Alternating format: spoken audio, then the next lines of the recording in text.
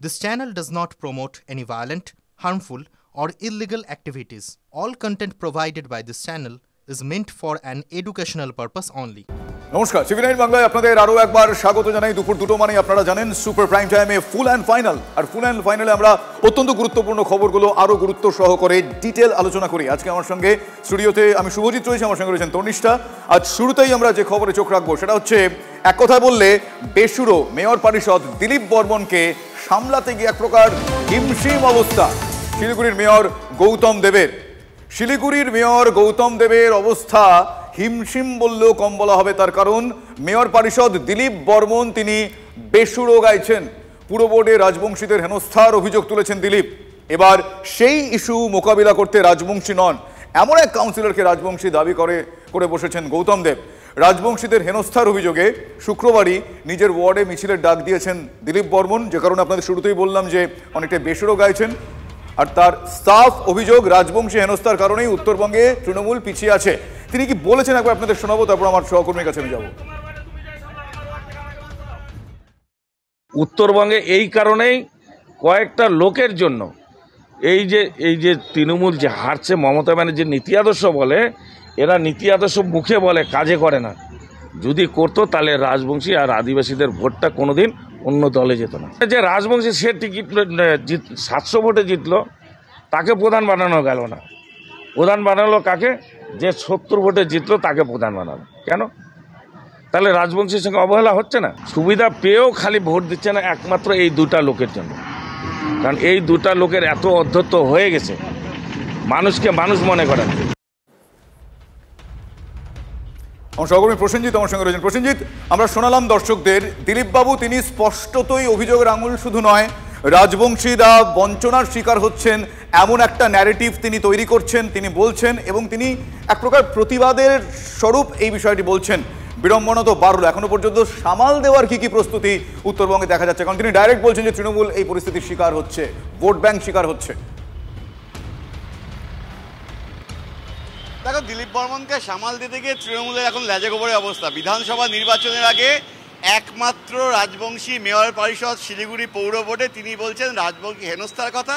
তিনি হ্যামার করছেন mayor, deputy মেয়রদের এই ধরনের মনোভাবের কারণেই নাকি রাজবংশীরা তৃণমূলের থেকে দূরে সরে যাচ্ছে। এবং আরও মজার বিষয়, এটাকে সামাল দিতে গিয়ে গৌতম দেবরা দাবি করছেন রাজবংশীদের মর্যাদা তৃণমূল দেয়। শিলিগুড়ি পৌর বোর্ডে আরও একজন রাজবংশী কাউন্সিলর আছেন। কে তিনি? মেয়র গৌতম দেব বলছেন তিনি 21 নম্বর ওয়ার্ডের কাউন্সিলর কুন্তল রায়।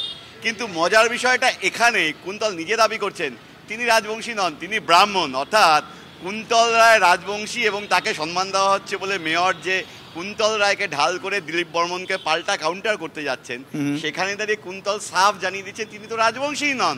তাহলে তার নাম করে রাজবংশী, তিনি রাজবংশী কেন মেয়র বলছেন তিনি জানেন না। যাকে কেন্দ্র করে বিরোধী বিজেপি রাজনৈতিক দল, উত্তরবঙ্গের প্রধান রাজনৈতিক দল, তারা বিচ্ছে তৃণমূলকে। আসলে গৌতম দেব মেয়র, লিডার অব দি পুরসভা, তিনি জানেন না তার সহকর্মীদের মধ্যে কারা রাজবংশী। শুধুমাত্র ভোটের আগে মুখে। আমি তোমায় একটু থামাচ্ছি, আমি পিসিআর কে বলবো গৌতম দেবের যে বক্তব্য আমাদের কাছে এসছে সেটা একবার শোনাতে। এখনো রাজবংশী ভাষাভাষী দুজন আমাদের আছেন, কাউন্সিলর আছেন। একজন 21 নম্বরে কুন্তল রায়, আরেকজন 46 নম্বরের কাউন্সিলর। তাকে 3টে এমআইসি দেওয়া হয়েছে এবং এমআইসি কিন্তু নমিনেট করেন মেয়র। কিন্তু বিষয়টা হলো, যাকে কেন্দ্র করে পরিস্থিতির জল এরকম ঢেউ খেলছে সেই কুন্তল রায়, তিনি আকাশ থেকে পড়ছেন শুনুন তার মুখ থেকে তিনি কি প্রতিক্রিয়া দিয়েছেন। এরকম তো আমি শুনিনি এখনো, তবে এটা যদি এরকম বলে থাকেন এটা উনি হয়তো না জেনে বলেছেন, সঠিক নয়। আমি বাঙালি, রাজবংশী নই। দলে একমাত্র রাজবংশী মেয়র পরিষদকে দিলীপ বর্মন। আপনি নন? না, আমি রাজবংশী সম্প্রদায়কে বিলং করি না, তবে এটা আমি জানি না, হয়তো মেয়র সাহেব অজান্তে বলেছেন। বলে শুনলেন আপনারা, ব্যাক টু ব্যাক আপনাদের শোনালাম। আর এই গোটা ঘটনায় একটা বিতর্কের পরিস্থিতির সৃষ্টি হয়েছে, তার বলার অপেক্ষা রাখে না। বিরোধীরাও এবার বলতে শুরু করেছেন যে রাজবংশী প্রীতির কথা মুখে বললেও মেয়র জানেনই না বোর্ডে কজন রাজবংশী আছেন। ফলে বিরোধীরাও এই বিষয়টা নিয়ে কাটাছেড়া করার ইস্যু পেয়ে গিয়েছে। প্রথম শুনলাম যে কুন্তল নাকি রাজবংশী। এখন গৌতম বাবু হয়তো এইটাও হতে পারে যে কুন্তল হয়তো রাজবংশী বলে ওকে এমআইসি করে নাই যোগ্যতা থাকা সত্ত্বেও, হতে পারে। এখন ওকে হঠাৎ করে রাজবংশী হিসাবে মানুষের কাছে প্রেজেন্ট করার কারণ কি? আর কুন্তলকে তো আমরা জানি ব্রাহ্মণ হিসাবে। তাহলে এই যে কুন্তলকেও ভাবতে হবে যে উনি মেয়রের সাথে এতদিন ধরে থাকলেন, আর কুন্তল যে রাজবংশী সেটা উনি এতদিন ধরে জেনে বসে আছেন। এটা তো রাজবংশীদেরও অপমান।